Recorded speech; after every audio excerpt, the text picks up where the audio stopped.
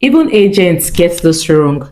If you have ever sold, rented, bought, or even talked about 1004 in Victoria Island, Lagos, then I want you to pause and ask yourself one question. Why was it actually called 1004? Do you know who it was built for? Because I promise you, by the end of this video, you'll know much more about this estate than most agents that takes client there for inspection every other week. My name is Gloria and this is Esteemed Glorich Properties, and today we are going deep into history of one of the most talked about addresses in Lagos. Let's start from the beginning. Before it was called 1004, it has a different name completely. It was called Federal Housing Estate, not 1004, Federal Housing Estate. Construction started in 1973 under the military government of General Yakubu Gowon. This was during Nigerian oil boom years.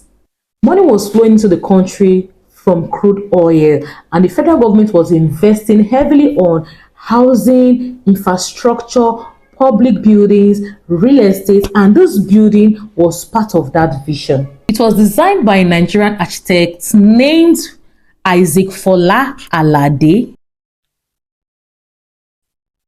I want you to sit down with this.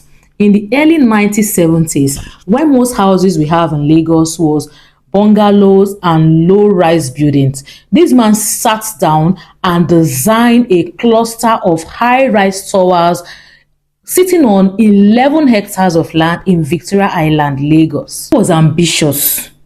That was forward-thinking. Nobody was building like that as at that time in Nigeria. The construction took 6 years and it was finally completed and opened in 1979. Here is the part that most people don't know. This house was not built for the general public. It was not built as an investment product. It was built as an official residential quarters for senators and members of the House of Representatives, the National Assembly. Lagos was the federal capital as at that time, remember. So government needed housing close to the seat of power for lawmakers and their family. That was why the estate was built to a certain standard. It has swimming pool, landscape, tennis court, playground, green area, gardens, shops, restaurants, a lot more, all within the estates. This was luxury as at 1979 standard, a kind of self-contained community where senators' family could live, relax, and have everything they need within the premises without living for basic needs. At completions, it comprises of 1,000 apartments, a mix of studio, flats, mansionettes spread across the 4 clusters. We have 6 high-rise towers and 4 low-rise blocks. That brings us to the name. This is the part even agents get it wrong. A lot of people assume 1004 is just a random number or a street number or even a postal code. The name 1004 was gotten from the exact number of units they have in the complex. 1004 flats, studio apartments, and mansionettes. That is it. That's the whole story. The estate was so big, so unprecedented in scale, that people started calling it by the unit count. That stuck so hard that it eventually replaced the original name, Federal Housing Estates. Think about that for a second. As at that time, where Nigeria didn't have high-rise developments in Nigeria, one single estate have over 1,000 units. That's why for decades, 1004 was known as a single high-rise estate in sub-Saharan Africa.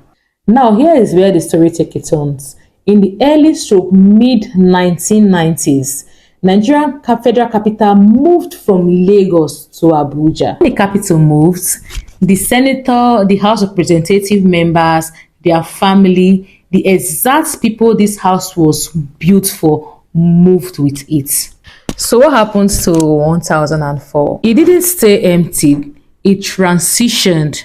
Senior federal civil servants started occupying the units, expatriates, working in Lagos, oil company staffs, bank executives, diplomats also moved in because the estate was still unbeatable.